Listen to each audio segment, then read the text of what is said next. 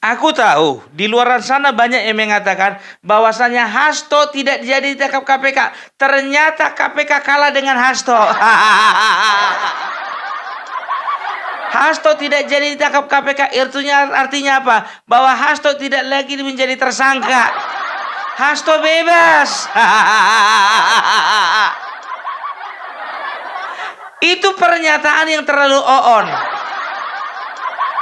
Biasa itu, ya kan? Kalau misalnya orang-orang kecil, orang-orang kerdil, ya, itu biasanya sangat senang dengan kemenangan-kemenangan kerdil. Mungkin menyampaikan terkait surat pengajuan tadi yang disampaikan salah satu rekan jurnalis bahwa tidak akan dilakukan pemeriksaan. Kalau itu sudah saya jawab bahwa proses penyidikan tetap berjalan, ya. Artinya KPK menolak pengajuan tersebut. Namun, apakah penyidik akan melakukan pemanggilan kepada yang bersangkutan selama proses peradilan berlangsung atau setelah itu, tentunya kita kembalikan kepada penyidik. Demikian.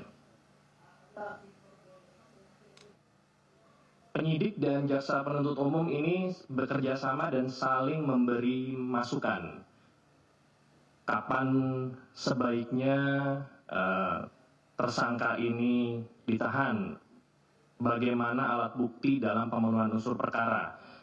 Ini menjadi salah satu kekuatan di KPK hingga pada saat perkara ini dilimpahkan ke persidangan nanti untuk conviction rate-nya ini 100% atau mendekati 100% kalau melihat histori putusan pengadilan untuk perkara yang diajukan oleh KPK sampai. Itu kemenangan kerdil itu gue bilang. Dan juga menurutku itu bukan kemenangan itu, cuman ditarik ulur aja sedikit. Coba bayangkan kalian ya, banyak kali media sosial yang menyoroti ya, ketika Hasto memasuki ruang KPK ya, mendatangi gedung KPK, dia dengan semangat, dengan senyum sumringah kan begitu. Begitu keluar dari kantor KPK setelah pemeriksaan, diam 1000 bahasa. Ketika wartawan tanya sama Tessa Mahardika, juru bicara KPK, itu kenapa Pak Hasto setelah pemeriksaan diam saja? Coba aja tanya dia, mana tahu dia kurang enak badan. Makanya ikuti berita. Ya, ikuti berita. Makanya ya, jangan percaya kalian dengan berita-berita atau pernyataan-pernyataan dini, pernyataan kerdil yang mengatakan bahwasanya Hasto sudah aman. Udah dibilang dia setelah pemeriksaan dia bungkam 1000 bahasa. Padahal katanya di bawah ada 1000 pengacara. Perlu diketahui oleh rekan-rekan, oleh publik bahwa ada 1000 pengacara yang mendampingi Mas Hasto dari berbagai organisasi advokat dan juga dari Badan Bantuan Hukum Advokasi dan Rakyat PDI Perjuangan se-Indonesia. Coba bayangkan kalian, katanya dia 1000 pengacara dia bawa, ya kan? Coba mereka katanya naik bus, hitung kalian, satu bus itu isinya paling banyak itu pun udah bangku 22 ya, itu rata-rata itu banyaknya itu cuma sekitar 42 bangku. Hitung kalian lah, 1000 dibagi 42, katakanlah ada yang pakai bangku tempel, kita katakanlah 50 satu bus. Ada pengacara pakai bangku tempel di depan, di tengah, di belakang. Ada juga pengacaranya itu duduk di tempat tidur supir 2 biasanya di belakang. Katakanlah 50, ada 2 di toilet, kan begitu. Ya, 1000 dibagi 50. 1000 dibagi 50, ya, itu dapatnya 20. 20 kali 50 genap ada 1000. Kalian hitung kemarin ada 20 bus. Dan sudah kalian pastikan isinya pengacara semua. Alright. Katakanlah memang betul pengacara semua. Apakah betul itu pengacara tidak dibayar? katakanlah mereka adalah partai terbesar dan mereka akan mampu membayar semua pengacara. Berapa biayanya? Dan siapa yang bayar? Oh, nggak perlu bayar, Pung. Itu semua caleg itu kemarin itu. Mungkin saja dikumpul dari seluruh Indonesia. Ya kan? Ya nggak masalah sih, nggak masalah. Itu hak dia.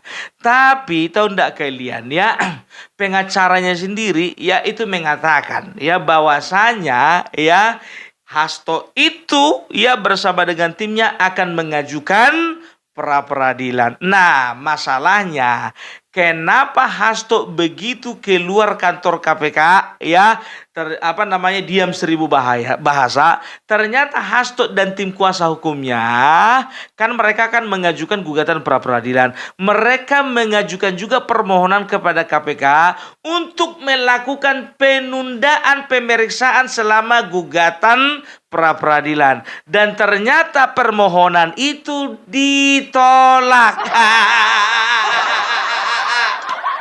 Silakan Anda mengajukan pra peradilan, tapi pemeriksaan penyidikan tetap berlangsung.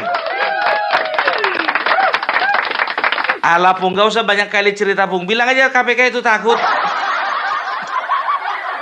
Kalau kalian periksa berita, ya pernyataan-pernyataan dari juru bicara KPK mengatakan bahwasanya KPK saat ini sedang melengkapi masalah penahanan Hasto. Ya, itu tergantung dari penyidik dan juga penuntut umum kapan waktu yang paling tepat. Jadi bagi mereka itu tetap ada prinsip indah pada waktunya. Tenang kalian, tenang, calm down. Gitu ya. Jadi jangan kalian itu terlalu euforia ya, sehingga kalian mengatakan bahwasanya oh Hasto pasti bebas. Wah, sekjen seperti Hasto tidak akan pernah menjadi tahanan KPK. Oh. Udah aku bilang sama kalian, jangankan Hasto, ketua umumnya pun juga kalau sempat terbukti bisa juga masuk tahanan. Oh, nggak menghargai kau pun itu presiden itu. Ya sekarang tergantung. Kan begitu, tergantung bukti di lapangan dan juga fakta-faktanya. Hah? Itu dia. Ya silakan, KPK mengatakan silakan, ya kan, kalau kalian melakukan gugatan pra peradilan silakan. Tapi yang namanya pemeriksaan tidak akan ditunda. Kan begitu. Ya, bisa dikatakan begini ya. Dengan sangat meyakinkan KPK ya tidak menahan Hasto kemarin itu karena apa? Bisa dipastikan Hasto ini nggak bakalan lari. Mau lari kemana? Di Amerika. Kebakaran di sana. Bukan itu sih masalahnya, terlanjur dicekal. Sudah tidak bisa lagi kemana-mana. Dia itu cuman bisa joget-joget kemarin ya, waktu acara hari ulang tahunnya itu joget-joget begini-gini dia. Itu cuman di dalam negeri, nggak bisa lagi di luar negeri gini-gini dia. Ya, itu dia. Jadi jangan kadang-kadang kita itu ketika membaca berita, mendengarkan informasi, ya itu tidak utuh, separuh-separuh, ya. Ingat ini ku bilang sama kalian, buzzer-buzzernya PDIP, buzzer-buzzernya Hasto, buzzer-buzzer mereka, itu akan menyerukan bagaimana KPK lemah, tidak berani melawan Hasto. KPK cenderung lemah, tidak mau tidak mampu untuk menahan Hasto ya. KPK di sini posisinya sangat lemah ya, tidak berani dengan PDIP, takut dengan gertakan Megawati ya. Itu akan mereka dengung-dengungkan, mereka akan gaung-gaungkan itu ya kan, tapi itu percuma. Banyak yang masuk ke videonya Opung Parabella komentar seperti itu. Ku bilang sama kalian 1000 alasan, 1000 alibi yang mau kalian sampaikan sama Opung Parabella nggak akan pengaruh sama aku. Kalian kira aku malu? Sama kayak kemarin itu, Hasto ya akan ditetapkan jadi tersangka. Ku bilang Hasto pasti ditetapkan jadi tersangka. Banyaklah pendukung-pendukungnya mengatakan, banyak kali ceritamu, nggak akan mungkin berani Hasto, nggak akan mungkin berani KPK menetapkan Hasto jadi tersangka. Rupanya terbukti. Ada pula kemarin itu video, ya kan, lagi joget-joget dia, lagi lari-lari dia, dikatakan, Hasto ternyata batal menjadi tersangka. Dari mana ilmunya? Seseorang kalau sudah ditetapkan jadi tersangka, ya, dia itu akan bebas kalau memang dia itu melalui proses persidangan. Nah, ini kasusnya belum dilimpahkan ke persidangan. Kayak mana dia status tersangkanya lepas? Dan ingat ya, proses pra-peradilan itu bukan proses di mana predikat tersangka seseorang itu bisa lepas.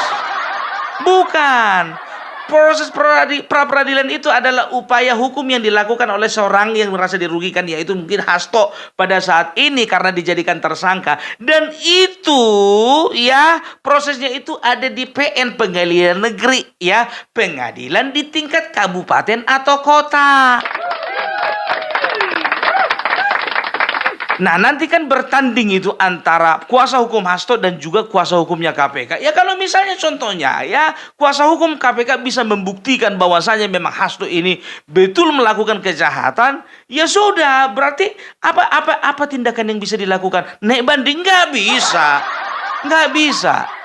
Karena apa? Ya, putusan pra-peradilan itu hanya di pengadilan negeri, ya, tidak bisa kasasi, tidak bisa banding ke pengadilan tinggi, apalagi ke Mahkamah Agung. Udah selesai sampai di situ, kan begitu. Makanya KPK saat ini sedang menyiapkan, melengkapi bukti-bukti supaya apa? Supaya nanti ketika kasusnya dilimpahkan ke persidangan, maka bukti-bukti dan alasan-alasan dan faktanya itu betul-betul kuat. Kan begitu? Ya. Kasus ketika ditangani kepolisian, ditangani kejaksaan, ditangani oleh KPK, semuanya itu kan pasti kasusnya itu kan dilimpahkan ke persidangan. Nah, di persidangan itu dipertarung, kan begitu, dibuktikan. Ya, memang betul-betul melakukan kesalahan atau tidak. Kan begitu. Jadi jangan kalian mengatakan bahwasanya proses pra-peradilan itu adalah penentu bahwasanya Hasto bakalan menang. Orang ini kan begitu, kemarin begitu, ya kan, Prabowo Gibran, ya, kita akan gugat ke MK dengan bukti-bukti, ya, masif, terstruktur, dan juga satu lagi, sistematif. Kita sudah mengumpulkan bukti-bukti dan saksi-saksi, beribu-ribu bukti, beribu-ribu saksi. Begitunya, ya, begitu mereka melakukan gugatan, ternyata lemah. Jadi ketika belum ada sidang waktu itu, menggemala ini semuanya bahwasanya kita pasti menang. Prabowo Gibran pasti didiskualifikasi. Ini mereka gaungkan ini sampai akhirnya gigit jari. Begitu juga pilkada kemarin. Bosan. Apa enggak ada permainan yang lain? Kita udah tahu ujung-ujungnya kemana. Ya, dan juga dia Napi Tupulu kemarin itu kan, ada hadir di dalam satu talk show, ya. Dia mengatakan bahwasanya ada komunikasi antara kita PDIP dengan Prabowo. Dan Megawati juga mengatakan, katanya, saya komunikasi dengan Pak Prabowo, coba gimana kalau anak buahmu digitukan. Cie-cie ngadu-ngadu sama presiden. Ngadu nih ya. Hadapi sendiri dong. Udah kayak anak sekolah, ya, dari SMP mau masuk ke SMA favorit, nggak cukup nilainya lewat pintu belakang. Kayak gitulah seorang mama membawa anaknya itu mau masuk dari pintu belakang. Aku nggak bilang apa ya. dari kecil sampai udah tua, kelahi pun juga harus ikut-ikutan mamanya. Aduh, tapi ya iki tok. Sampai niki ngizin-ngizini. Mulai dari kue cilik tok. Sampai saya wis tuwek. Sampean punya dua masalah kue ngadu-ngadu ngelapor-ngelapor karo mamakmu. Selesaikan sendiri toh. Alah, umurmu wis piro toh? Sedangkan aku jujur aja sekarang biar tahu kalian, kalaupun ada masalah, nggak usah masalah yang lain-lain ya kan. Seberat-beratnya masalah nggak pernah aku ngadu sama mamaku.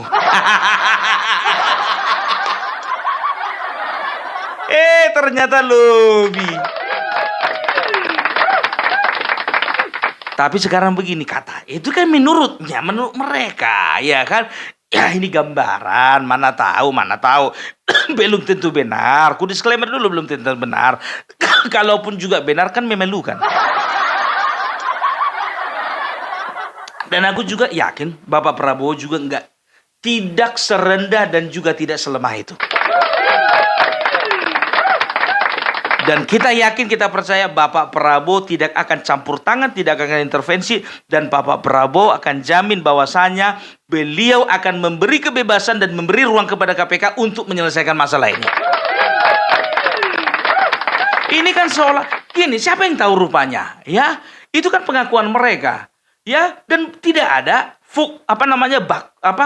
fakta dan juga bukti yang menyatakan bahwasanya PDIP sudah melakukan komunikasi dengan Bapak Prabowo. Itu kan omongannya Megawati, apa bisa dibuktikan omongan seperti itu? Coba tunjukkan rekamannya, kan begitu. Jadi aku takutnya seolah-olah mereka ini ya ingin menggambarkan bahwasanya Bapak Prabowo dan pemerintah kita itu juga kompromi dengan hal-hal seperti ini.